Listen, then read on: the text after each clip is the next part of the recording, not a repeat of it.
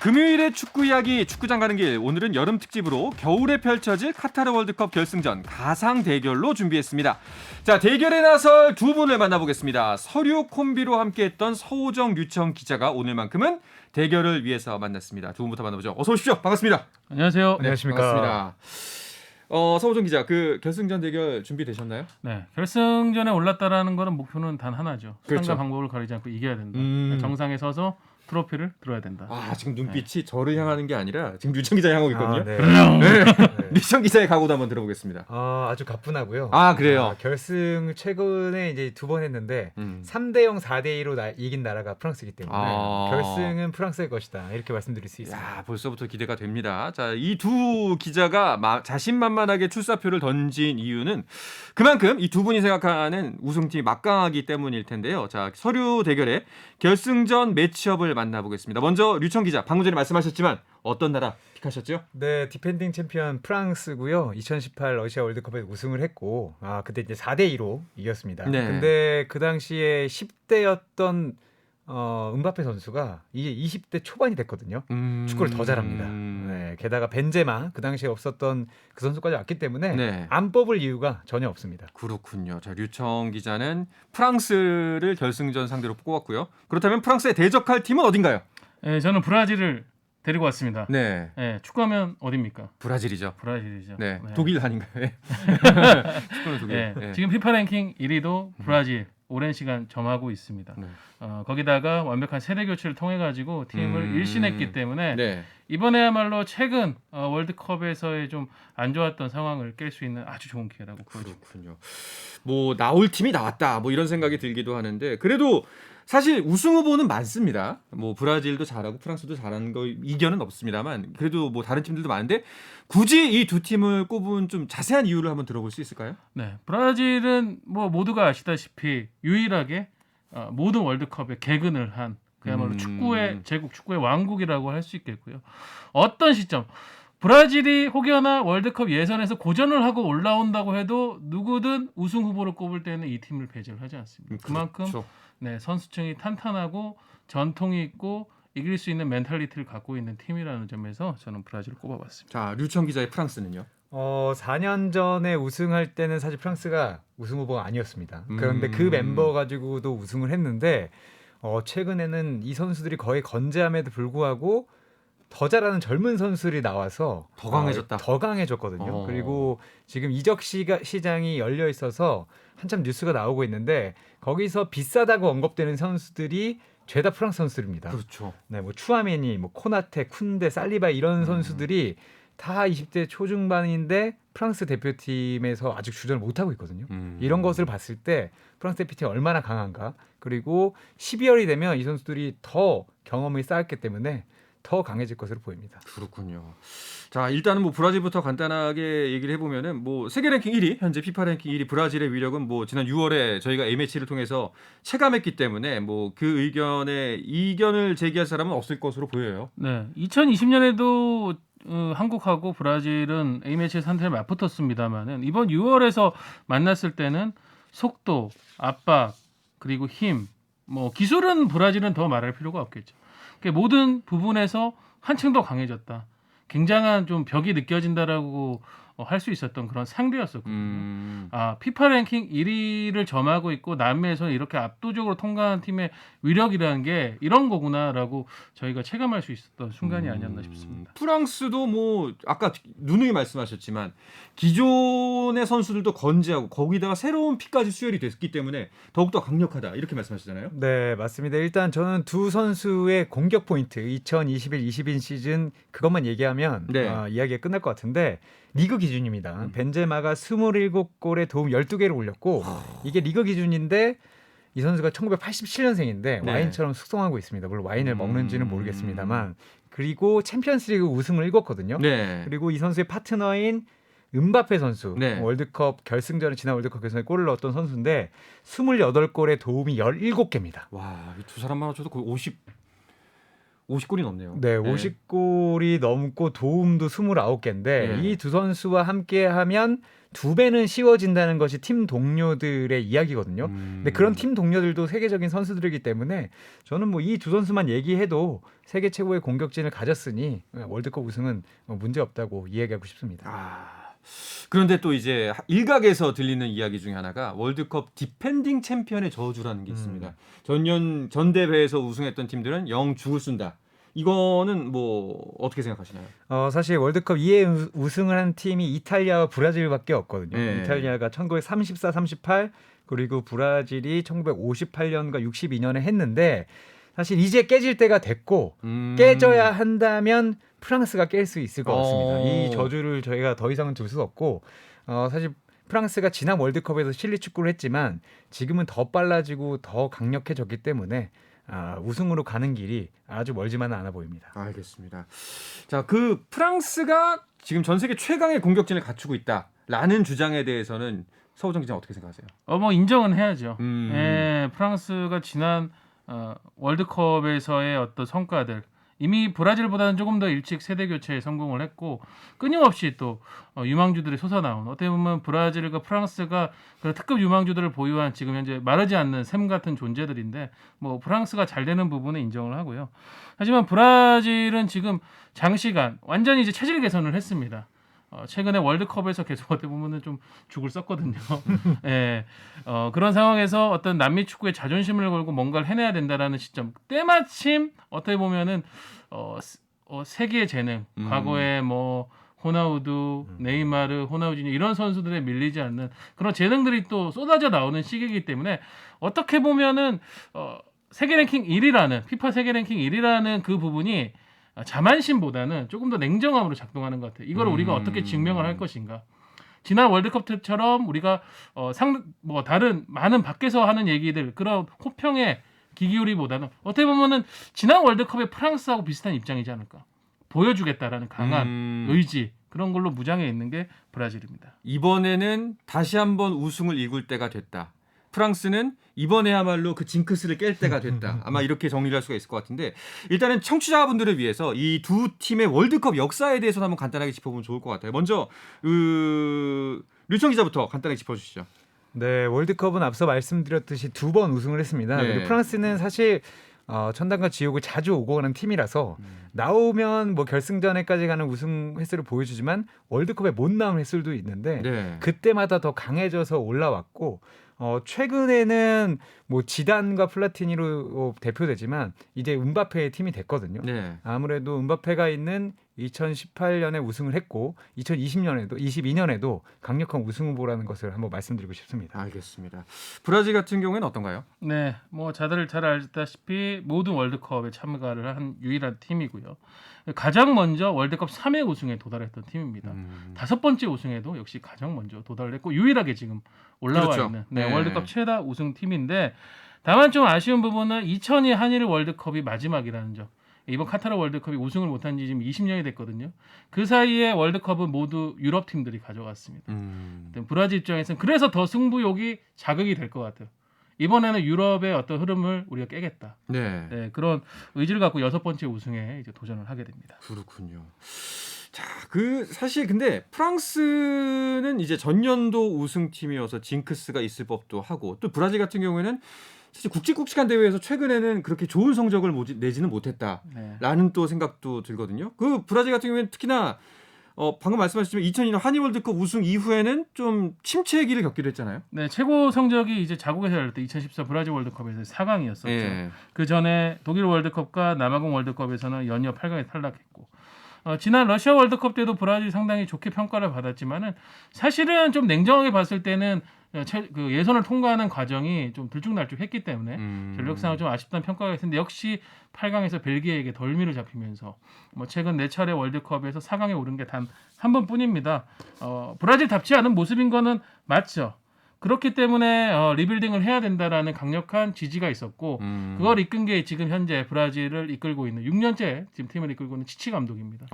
이 치치 감독 체제에서의 숙성도가 상당히 좋아졌기 때문에 브라질이 이번에야말로 월드컵 암흑기 어떤 유례 없는 좀 월드컵 암흑기인데 이걸 깰 수 있는 시기라고 보여집니다. 그동안 진짜 저 굉장히 다른 팀이 됐다라고 말씀하시는 것 같은데 그 어떤 변화가 가장 크게 눈에 띄던가요? 가장 큰 부분은 역시 세대 교체죠. 예. 그러니까 기존의 어떤 중심이 되는 라인들은 건재합니다. 네이마르, 치아고 시우바 그리고 뭐 경험치가 많은 다니 알베스 이런 선수들이 있는 반면에 지금 뭐 전 세계에서 얘기하고 있는 은바페라든가 이런 선수들과 견줄 수 있는 세계 최고의 몸값을 지녔다고 평가되는 유망주인 비니시우스 주니오르, 호드리고, 마르티넬리 거기다 밀리탕 이런 선수들이 이제 가세를 하면서 신구 조화가 이제 완벽하게 이루어졌다라는 부분. 그리고 과거에는 브라질이 좀 포지션별로 아쉬운 점 이걸 안고 계속 월드컵에 나왔거든요. 네. 가령 지난 두 차례 월드컵 같은 경우에는 전형적인 중앙 스트라이커가 좀 약하다라는 평가. 그 불안감이 결국은 대회 들어가면은 현실로 나왔었는데 이번에는 거의 포지션별로 2배수 이상의 확실한 주전들을 안고 나갑니다. 알겠습니다. 자, 두 팀이 이제 결승전에 오르기 위해서는 일단 조별리그부터 1위로 통과하는 게 중요할 테니까요. 그 조별리그부터 한번 살펴보도록 하겠습니다. 류청 기자, 먼저 프랑스는 어떤 조에 속해 있죠? 네, 프랑스는 D조에 있고요. 예. 상대는 호주, 덴마크 그리고 튀니지와 한 조에 이루어졌습니다. 브라질은 반면에 G조에 포함이 돼 있네요. 네, 브라질은 유럽의 두 팀, 세르비아, 스위스 그리고 아프리카의 카메룬과 붙게 됐는데요. 카메룬은 뭐 가나와 더불어서 이번에 아프리카 쪽에서는 조금 약한 전력이다라고 평가를 받고 있고, 세르비아, 스위스는 뭐 강한 팀들이죠. 하지만 어떻게 보면 브라질이 가장 잘 공략할 수 있는 유형의 좀 경직성이 있는 유럽 팀이라는 스타일. 그런 면에서 어떻게 보면은 이번에 조편성이 나왔을 때 가장 좀 수월한 조에 속했다는 평가를 받은 포트 A 팀이 브라질이었습니다. 뭐 시쳇말로 꿀조. 네. 예, 그렇다면 프랑스가 속한 조는 어떻게 평가하시나요? 뭐 프랑스도 어렵지는 않을 것 같은데 다만 덴마크가 네. 2002 한일 월드컵 때 프랑스가 한참 안 좋았거든요. 네. 이때 조별리그 탈락했는데 프랑스를 2대0으로 이긴 바가 있는 팀이고요. 최근에도 정말 다이나마이트라고 할 정도로 좋은 경기라고 보여주고 있기 때문에 사실 덴마크만 넘는다면 큰 문제는 없지만 한 번 넘어지면 프랑스 특성상 팀이 폭삭 가라앉을 때도 기복이 좀. 있습니다. 네. 그렇다면은 뭐 두 분의 평가대로 그냥 제 막대로 판단을 한데 본다면 브라질이 좀 더 조별리그 통과는 수월해 보인다고 봐도 될까요? 네, 브라질이 목표한 대로 가볍게 G조 1위로 올라서게 되면은 네. 이제 H조 2위하고 붙게 됩니다. H조 2위가 지금 뭐 보면 H조 구성이 포르투갈, 가나, 우루과이 그리고 우리 대한민국이 한국이네요, 있는데, 그러면. 한국과도 맞붙을 수 있어요. 16강에서. 네, 그러니까요. 그러니까 처음에 네. 조편성이 나왔을 때 다들 가장 많이 생각했던 게 우리가 16강에 올라도 브라질이랑 붙게 될 건가? 그렇다면 좀 쉽지 않겠는데 이런 생각들을 했는데 뭐 한국, 우루과이, 포르투갈, 가나 누구와 붙어도 좀 브라질이 다른 조의 2위권 팀과 붙게 되는 상황보다는 조금은 편한 시나리오인 것 같아요. 그래서 16강까지는 브라질이 조금은 순탄하게 갈 수 있지 않나.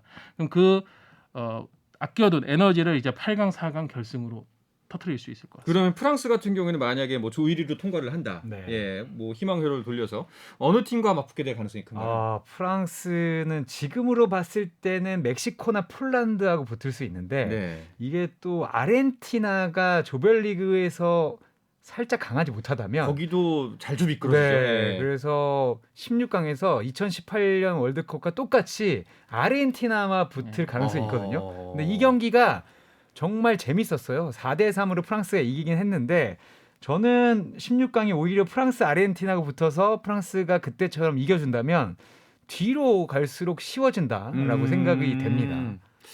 곧 상반된 사실 패스를 이렇게 좀 받게 되는 두 팀인 것 같은데요.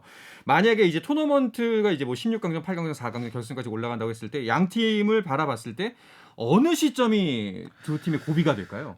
저는 브라질이 지금 8강 대진이 스페인이나 독일하고 좀 붙을 수 있는 지금 시나리오가 있거든요. 네. 요게 최대 고비가 될 것 같습니다. 특히 특히 브라질을 가장 월드컵에서 좀 괴롭혀왔던 지난 브라질 월드컵에서 충격패를 선사했던 독일을 만나게 됐을 네. 때 그 징크스를 좀 깨야 된다라는 정말 박살이 부분이, 났었죠. 네, 프랑스, 브라질. 근데 그게 오히려 또 브라질 입장에서는 그럼 이것까지도 우리가 넘고 최근에 월드컵에서의 부진함. 그러니까 어떻게 보면은 조별리그 때는 뭐 스위스, 세르비아, 16강에서는 포르투갈, 8강에서는 스페인 혹은 독일. 그러니까 한마디로 브라질이 이번에 월드컵에 가려고 하면은 그동안 자신들을 괴롭혀왔던 유럽 팀들을 유럽 도장을 다 깨야 되는 겁니다. 야, 드라마가 완성되네요. 네, 그렇게 된다고 하면은 브라질로서는 이번 대회 우승으로 가게 되는 최고의 어떤 과정. 누구도 부정할 수 없는 최고의 우승이다라는 평가를 받을 수 있지 않나 싶습니다. 프랑스 같은 경우에는 어느 시점이 고비가 될까요? 최고의 우승은 프랑스에 주셔야 될 것 같고 네. 왜냐하면 8강에서 잉글랜드와 만날 수 있습니다. 잉글랜드가 이제 B조에 있는데 B조 1위와 A조 2위의 승자와 이제 프랑스가 D조 1위를 거의 할 것이기 때문에 네.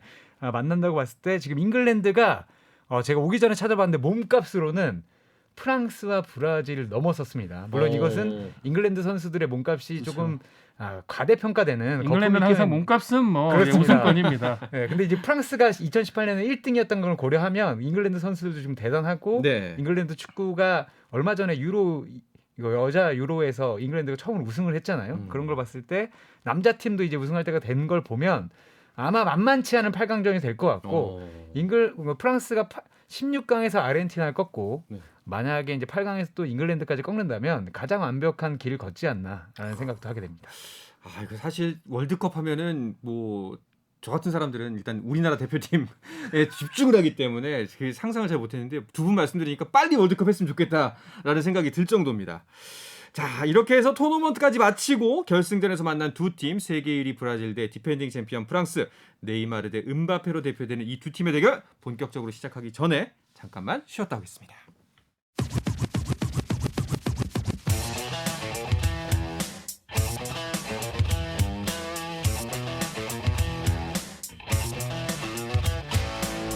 짜릿함이 살아있는 시간 한상원의 스포츠. 자, 금요일의 축구 이야기 축구장 가는 길 여름 특집 카타르 월드컵 결승전 가상 대결 함께하고 계십니다. 미리 보는 브라질 대 프랑스의 결승전 서우정 류청 기자의 편파 방송으로 이어가겠습니다. 자, 두 분이 예상하신 대로라면은 한국 시간으로 12월 19일 오전 0시 자정에 카타르 루사일 스타디움에서는 브라질 대 프랑스 대 브라질의 2022 카타르 월드컵 결승전이 펼쳐지게 됩니다. 자, 양 팀 어떤 라인업으로 경기장에 나서게 될까요? 네. 브라질은 아마도 4-3-3, 4-2-3-1 형태에 가까운 4-3-3으로 나서게 될 것 같아요. 사실은 골키퍼 포지션부터 고민입니다. 리버풀의 알리송 그리고 맨시티의 에데르송. 너무 좋아요. 전 세계 최고의 네. 골키퍼 두 명이 퍼스트, 세컨드를 놓고 지금 경쟁 중인데 여기서부터 고민이 시작되는데 아무래도 뭐 알리송 선수가 조금 더 앞서 있지 않나. 그래서 알리송 선수가 시작될 것 같고 왼쪽은 알렉스 산드로 선수. 센터백 조합도 조금 고민해야겠지만 아마 치아고 실바 선수하고 밀리탕 이렇게 나올 것 같고요. 오른쪽은 뭐 다닐루 혹은 경험치에 따라 가지고는 좀 다른 선수들 뭐 알베스 뒤에 선수가 좀 나올 것 같습니다. 삼선 쪽은 지금 현재 치치 감독이 선호하는 두 조합이 있거든요. 프레드와 카세미로. 예, 레알 마드리드와 네. 또 전 세계적인 또 중앙 미드필더 조합이라고 할 수 있고 2선부터가 브라질이 역시 강해지죠. 가운데 쪽은 아무래도 그 파케타 선수, 네. 예, 파케타 선수를 세울 가능성이 높고 이 네이마르 선수를 어느 위치에 세우느냐가 치치 감독의 고민일 텐데 네이마르 선수는 제가 볼 때는 아마 왼쪽 측면 쪽에 네. 예, 윙포워드로 쓰지 않을까 싶고 오른쪽은 지금 뭐 전 세계 최고의 유망주 중 한 명이 비니시우스 선수가 나오지 않을까 싶습니다. 최전방에 아마 히샬리송 선수 아니면 제주스 선수 이렇게 나올 것 같습니다. 그렇군요. 자, 류청 기자님, 그 프랑스 같은 경우에는 어떻게 포지션을 구성할 것 같나요? 3-4-1-2 포메이션이 될 것 같은데 네. 프랑스가 최근에 포백을 고민하고 있지만 그래도 3백이 더 유력하다고 보여지고요. 골키퍼는 손흥민의 이 동료인 위고 요리스 선수.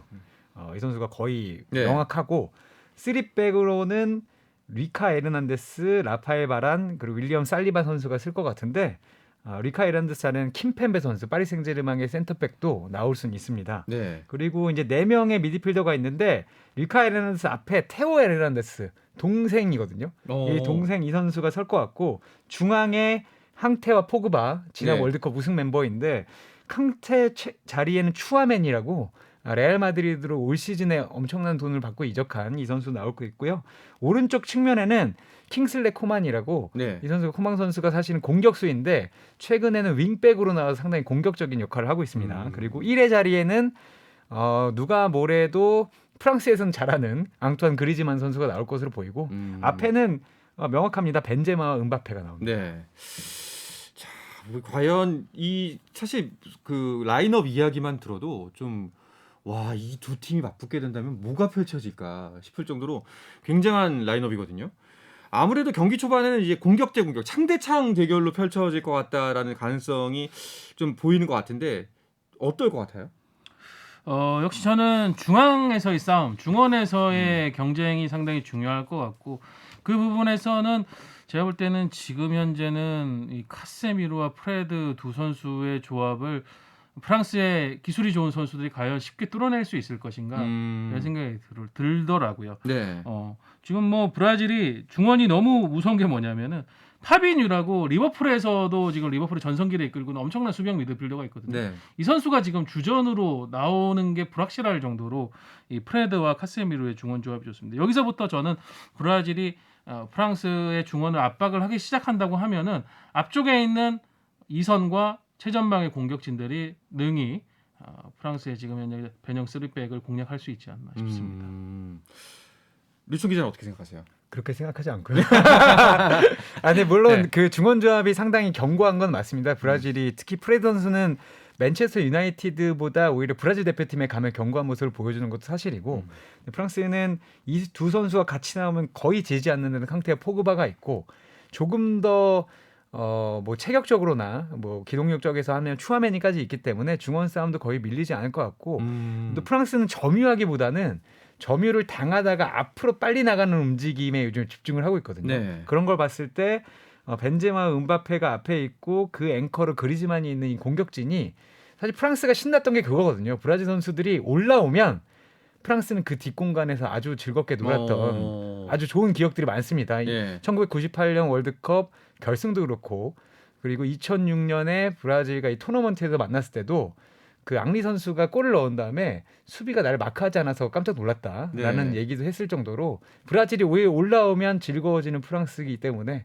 저는 뭐 조합에서 프랑스가 좀 더 앞설 것 같습니다. 이거 서우 기자 얘기를 들으면 이쪽이 맞는 것 같고 류청 기자 얘기를 들으면 또 이쪽이 맞는 것 같고 지금 점점 줏대가 없어집니다 제가. 네. 예. 자 그렇다면은 이제 뭐 이런 얘기가 있잖아요. 경기에 이기려면은 공격이 중요하고 우승을 하려면 수비를 잘해야 한다라는 이야기가 있습니다. 이런 측면에서 봤을 때 두 팀 어떤 것 같나요? 일단 골키퍼 부분에 대한 대결을 주목을 해보면요. 예. 물론 요리스 선수가 프랑스에서 지금 네로라 하던 선수들과 경쟁에서 끝까지 살아남으면서 지금 대표팀의 주전으로 점하고 있고 토트넘에서도 긴 시간 주장으로 또 활약을 하면서 좋은 활약을 이어가고 있는 건 맞지만 솔직히 수문장 경쟁력에서는 프랑스가 브라질에는 좀 한 수 접고 들어간다는 걸 유청 기자도 인정하지 않을까 싶습니다. 끄덕끄덕 하셨어요? 인정합니다. 아 예 그래요? 왜냐면 요리스는 지난 월드컵 결승전에서도 실수로 한 골을 내줬기 때문에 그런데 3골을 내주면 4골 넣으면 되지 않겠습니까? 네. 그런 면에서 괜찮고 사실 요리스가 흔들리면 마이크 매냥이라는 세리아에서 지난 시즌 선방률이 가장 높았던 골키퍼가 바로 2번으로 대기하고 있기 때문에 흔들리면 요리스는 잠깐 쉬어도 됩니다. 네. 역시나 또 이렇게 들으면 또 이 말이 맞는 것 같기도 하고요. 예, 헷갈립니다. 이제 뭐 경기장에서 직접 몸을 움직이는 선수들도 중요하지만 또 하나 경기장 밖의 선수가 바로 감독입니다. 감독의 지략 대결, 전략 대결도 굉장히 중요할 것 같은데 그런 면에서 이 두 팀은 어떨 것 같으세요? 뭐 감독 면에서는 네. 프랑스가 물론 디데샹이 2018 월드컵 우승을 이끌기도 했고 이 감독은 뭐 챔피언스 우승뿐만 아니라 월드컵의 선수로도 우승해본 그 카리스마는 대단하지만 사실 지략에서는 그렇게 좋은 점수를 못 받고 있는 게 사실입니다. 프랑스 기준으로 그렇습니다. 예. 다만 이 감독은 대단한 것이 현실 인식을 잘합니다. 한번 유로 2020에서 크나큰 실패를 맛본 뒤에 3백으로 수정하면서 그때부터 아주 실리적인 축구를 하고 있거든요. 네. 그런 거 봤을 때 오히려 이 감독이 자아를 내려놓고 선수들 믿기 시작하는 프랑스가 더 강할 수 있다고 봅니다. 네. 어떻게 생각하세요? 뭐 실리적인 축구가 결국은 중요하죠. 그런 면에서 저는 치치 감독도 밀리지 않는다고 생각합니다. 물론 치치 감독은 남미에서 계속 커리어를 쌓아왔기 때문에 사실은 많은 분들께서는 잘 이해를 못할 수도 있겠지만 근데 브라질 대표팀이 결국은 우승을 했던 그 월드컵들을 보면은 이끌어가는 감독들이 어떤 브라질이 추구하는 이제 조가 보니토라고 하는 아름다운 축구보다는 그걸 조금 더 살려주는 실리 위주의 밸런스 있는 축구를 많이 했던 게 사실이에요. 미국 월드컵 때도 그랬고 한일 월드컵 때는 뭐 스콜라리 감독 우리가 너무 잘 알죠. 치치 감독도 그런 유형에 사실 좀 가까운 감독입니다. 밸런스를 굉장히 강조하고 있고요. 브라질이 아름다운 축구에 집착하다가 조금 무너졌던 그런 암흑기를 재건을 하는 데 있어서도 치치 감독은 나는 이런 축구를 가겠다라고 하는 명확한 지향점이 있었거든요. 그 축구가 쌓였고 대신 공격으로 갔을 때는 선수들의 창의성을 마음껏 살려줄 수 있는 그런 템포나 속도를 또 만들어주고 있거든요. 저는 치치 감독도 이번 월드컵을 마지막으로 이제 브라질 대표팀 물러납니다. 네. 어떻게 보면 지금 국민들이 조금은 치치 감독을 되게 성원해주는 분위기가 있어요. 브라질 축구협회가 조금은 실책을 최근 많이 했기 때문에 치치 감독에 대한 연민 같은 것도 좀 있는 것 같고 그런 좀 응원의 힘도 브라질 대표팀을 밀지 않을까. 치치 감독이 이번에야말로 뭔가 보여주지 않을까 싶습니다. 결은 살짝 다르지만 일견 그래도 두 감독이 추구하는 바는 좀 비슷하다는 생각이 드네요. 자, 그렇다면 이 부분 만약에 이 양 팀에게 변수나 약점이 있다면 어떤 거라고 생각하세요? 솔직히 브라질이 최근에 가장 힘들었던 게 프랑스 약하다는 점이었었어요. 이천 기자 아까 전에 얘기했지만 프랑스 월드컵 결승전에 0대3 패배 너무 충격적이었었고 그 뒤에 이제 독일 월드컵 때도 지단 앙리의 그 한 방에 당했었죠. 그런데 최근에 A매치 가장 최근에 치렀던 A매치 2연전에서는 브라질이 모두 승리를 했습니다. 네. 약간 그런 부분에 대한 좀 공포라든가 두려움 이런 좀 많이 벗겨냈고 일단 무엇보다 브라질이 프랑스에 약했던 건 지단이 있어서였거든요. 지금 지단이 없잖아요. 지단이 감독이었다면 저는 약간 좀 걱정이 됐을 것 같은데 그래요? 그런 부분도 있고 일단 또 브라질이 약간 믿는 부분 중에 하나가 뭐냐면은 이 제3세계라고 표현이 좀 그렇지만 제3세계에서 열리는 월드컵 네. 94년 미국 월드컵 2002년 한일 월드컵 물론 남아공 월드컵 좀 아쉬웠습니다만은 그런 월드컵에 브라질 상당히 강합니다. 새로운 환경 좀 어떻게 보면은 변수가 좀 많을 것으로 예상되는 월드컵에서는 항상 브라질이 좀 정상에 올랐던 전통이 있거든요. 오히려 예, 그런 것도 좀 믿을 만한 부분이 아닌가 싶어요. 약점을 얘기하라 그랬더니 네. 역시 편파 방송 좋습니다. 자, 프랑스의 변수나 약점이 있다면 뭐가 있을까요? 프랑스는 사실 싸우지만 않으면 됩니다. 그 개성이 강한 선수들을 넘어서서 가끔 싸우는 거 보면 왜 프랑스 선수들만 싸우지 이런 생각이 들게 되는데 특히 이제 포그바라든가 중앙에 이런 선수들 라비오라든가 이런 선수들이 이제 불만을 토로하는 경우가 많은데 이게 모두 안 됐을 때 불만이 터져 나옵니다. 프랑스가 사실은 남아공 월드컵에서 안 좋을 때도 그때는 감독과 선수들이 또 이제 분란을 일으키고 그랬었거든요.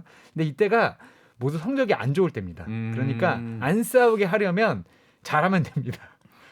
그래서 저는 잘할 거기 때문에 이런 건 좀 접어두고 사실은 유로 2020에서도 이런 문제가 한번 불거졌기 때문에 네. 프랑스 축구협회나 데시안 감독이 아마 가장 신경 쓰는 부분은 이런 것들일 것 같아요. 근데 만약에 싸우면 답은 없습니다.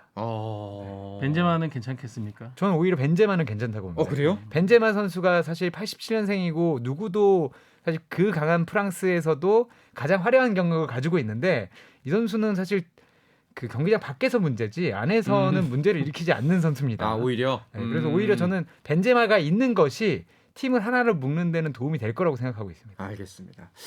자, 이제 그럼 마지막으로 그 스코어 예상도 한번 해보려고 하는데요. 자, 서우정 기자는 몇 대 몇 예상하십니까? 저는 복수를 하려면 프랑스를 상대로 한 결승전 3대 0 정도 나와요. 3대 0 나왔어요. 네, 특히 예. 제가 꿈꾸는 장면은 네이마르의 어떤 득점. 네, 사실은 네이마르 선수가 프랑스 리그아 파리 생제르맹을 가고 나서 점점 어떻게 보면은 클럽에서의 선수의 가치가 떨어지고 있습니다. 그렇죠. 최근에 보면 부상도 너무 많고 또 좀 판정에 대한 어필 이런 것들이 심해지다 보니까 견제도 좀 많이 받고 있는데 브라질 대표팀에 오면 여전히 네이마르는 황제예요. 어떻게 보면 네이마르 입장에서는 동시대 지금 이제 네이마르가 30대에 들어왔는데 동시대의 월드컵이라는 결국은 그 꿈을 이루지 못한 메시나 호날두보다는 네이마르가 결국은 또 우승에 도전할 수 있는 가장 유력한 위치에 와 있는 선수거든요. 그래서 네. 전 네이마르의 어떤 선제골이나 결승골 한번 기대해 보겠습니다. 자, 류청 기자는 결승전 스코어 어떻게 예측하시나요? 저는 3대 1로 프랑스가 이길 것 같고요. 3대 1. 일단 헤더나 헤더로 첫 번째 골이 나오고 그 뒤에 역습 두 골이 나오고 마지막에 한 골 정도 네이마르가 예의상 넣을 수 있을 것 같고 한 골은 넣어야지. 사실 네이마르가 그 몸값이 하락한 것은 본인의 탓입니다. 네, 그 옆에 지금 공격 파트너로 뛰고 있는 음바페가 실리 축구란 무엇인가, 달리기가 얼마나 빠른가 이런 걸 보여주면서 지단이 없어도 우승할 수 있다. 2번 우승할 수 있다는 걸 그 결승전에 보여줄 것 같습니다. 이번 월드컵을 기점으로 이제 음바페의 자리는 비니시우스가 가져와야죠. 최근에 이 발표된 축구 선수 가치 평가에서 뭐 여전히 음바페 선수가 2억 유로가 넘는 엄청난 몸값으로 그쵸. 선도해 예. 있지만은 비니시우 선수는 더 어리거든요. 비니시우 선수가 4위였습니다. 1억 한 3천만 유로 됐는데 네. 이번 월드컵을 기점으로 서로의 위치가 역전할 수 바뀌지 있다? 않을까. 아, 네. 알겠습니다. 음바페는 야망이 없습니다. 예. 프랑스에 남았잖아요. 아니 야망이 있는데요. 아직 예. 임바페 비니시우스보다 나이가 많을 뿐 네. 상당히 어립니다. 그렇죠. 네. 사실은 어리긴 어리죠. 비니시우스가 어릴 뿐입니다. 네. 알겠습니다. 자, 결승전이 딱 오늘로부터 4개월 후입니다. 만약에 이제 진짜 두 팀이 결승전에 오른다면은 오늘 이야기 짚어보면서 좀 그 직전에 좀 또샤시 한번 특집 방송하면 재밌을 것 같다는 생각이 듭니다. 자, 4개월 후에 월드컵 결승전 기대하면서 오늘 축구장 가는 길 여름 특집 카타르 월드컵 결승전 가상 대결 브라질 대 프랑스 편은 여기서 마무리하도록 하겠습니다. 서우정 축구 전문 기자, 축구 전문 매체 히든K의 류청 기자와 함께했습니다. 두 분 고맙습니다. 감사합니다.